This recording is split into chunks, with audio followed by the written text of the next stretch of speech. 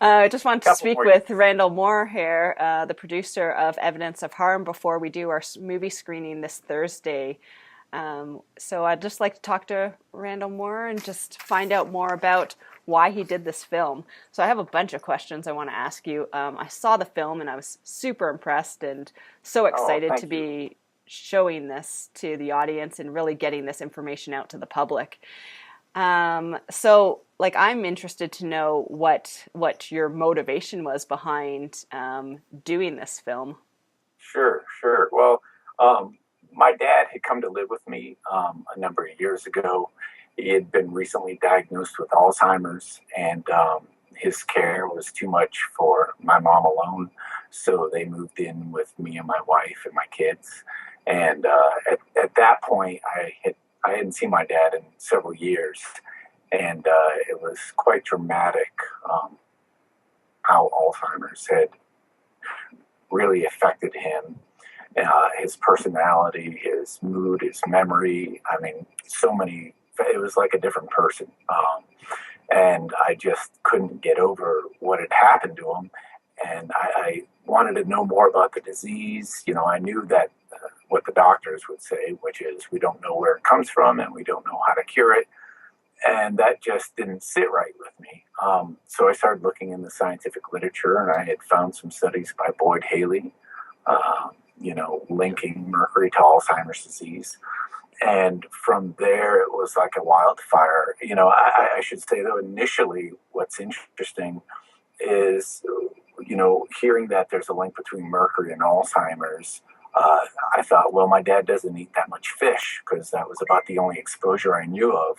I knew it was in some flu shots, but I didn't think surely it wasn't enough to send him into Alzheimer's. Well, it didn't take much more research to find that the largest exposure to mercury is from our dental amalgam fillings, which my dad had a whole mouthful of most of his life.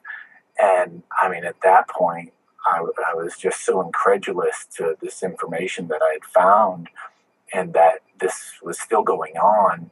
I thought, oh my God, people need to know about this. There's a lot of people working on this and trying to correct this. And so I really just wanted to cover the issue to inform people and so this wouldn't happen to other people's families. I think that's great. I think I totally agree that this information really needs to get out there.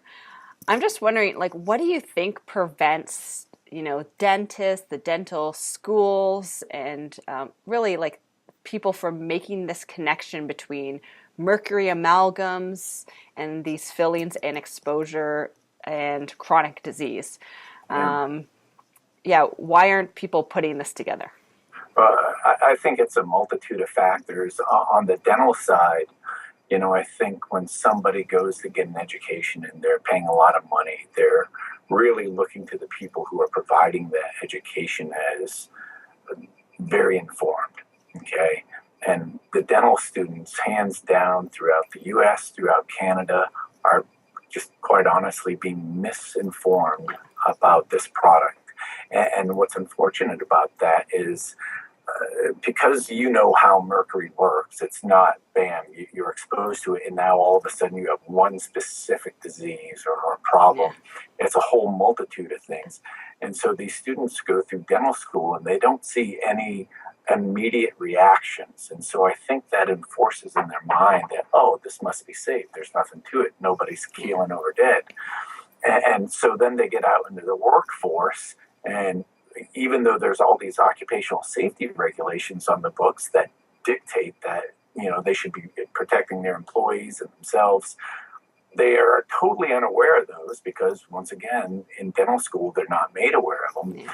So their whole worldview seems to reinforce the notion that this is a safe product. So that's the dental side. And I think on the patient side with a lot of people is, again, that idea that if I'm exposed to something, I should see something dramatically right away and something rather specific. And unfortunately, we know that mercury isn't like that. You have 20 people, that could be 20 different diseases. Exactly. Yeah, and so that all plays into it. And then, there's politics But there's such a wealth of science out there that show that this stuff should be nowhere near a human being. Yeah, it baffles me actually that that the connection isn't made. I think like what you reveal in this film can be a little scary for some people to figure out. And so, what do you think patients can be doing in light of what they're uncovering from this information? Well, What can they be doing? I think patients have to be their own health advocates, and so unfortunately, that means that anything that you're doing, you should probably look into, whether it's a dental procedure or some other procedure. I really wanted to hammer home in the film. I was quite concerned that people would see my film and say, "Oh my God, I got to get these out," and then go do that in a way that would cause them more harm. I mean, I lost sleep over that and took great pains to make the film abundantly clear that removal process is extremely dangerous, Yeah. Although necessary for those people who are ill to get into good health. So I really wanted everybody to know, though, that it's a dangerous process and you really need to seek out a mercury-safe dentist who can protect you, through that process. Yeah, and I think that's an issue too, right? That people see that, and you want to make sure that when they're taking out that mercury, that they're doing it safely, right? And not just taking them out and risking their health even more, right? So, Right. what excites you about the near future? About getting this information out there and the potential of what can happen. Well, I mean, people like you who have seen the film and then feel moved to, you're taking your time, you're taking your money to then show the film and bring other people in and make them aware of this. I mean, that is a very humbling thing. That other people see value in what I've created and being able to educate others. So I've had tremendous feedback on the film, and that pleases me to no end. We took about a year in the editing process to show it every month and to really work out any kinks that were coming up in the feedback. And so I'm just so hopeful that as more people see this film, I encourage people to share the information. I've got probably 2 or 3 hours of bonus material up on my website with interviews with researchers that I encourage people to share. And, in the day and age of the internet, it's so easy to share this information with others. And I just hope people do. Yeah, I think it's hugely valuable information, and I'm pretty excited to be able to share this information with a large amount of people. I'm just wondering, like, what sacrifices and obstacles you had to endure to pursue this project.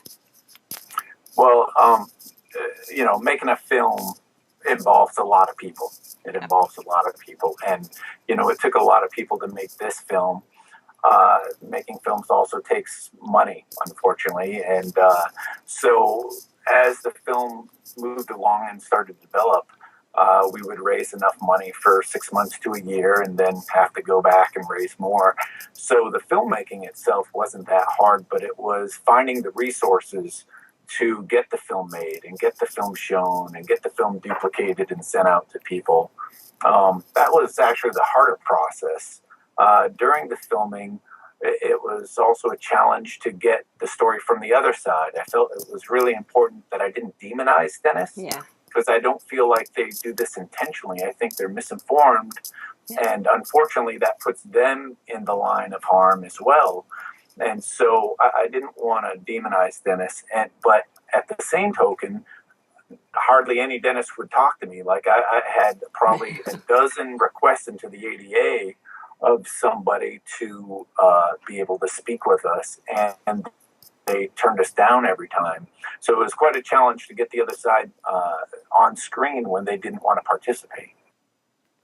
Yeah, I really like how you did that in the film. Like, I really like how you showed both sides of the coin. It was, I think that's impressive, right?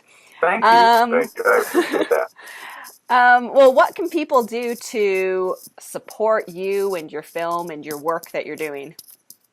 Well, we offer the film online, so we have it in a multitude of ways that people can access it and watch it. It's available online as a streaming option, so you can watch it on your phone, you can watch it on internet TV. We also have DVDs available for order. And so we're really trying to find a distributor now who can help us get it out there to a much wider audience, such as the international marketplace and the educational marketplace. Okay, yeah, that'd be great. Yeah, I'd like to see that as well. yeah. Well, thank you Hopefully. so much. Yeah, Well, thank you thank you again so much, Randall, for I taking the really time. appreciate you showing Yeah. the film. And let me Yes. say thank you again. Yeah, no problem. Thank you. Thanks for putting this work Wonderful. together. Okay. You got it. Okay. I'm excited to hear how it goes. Yes. Me too.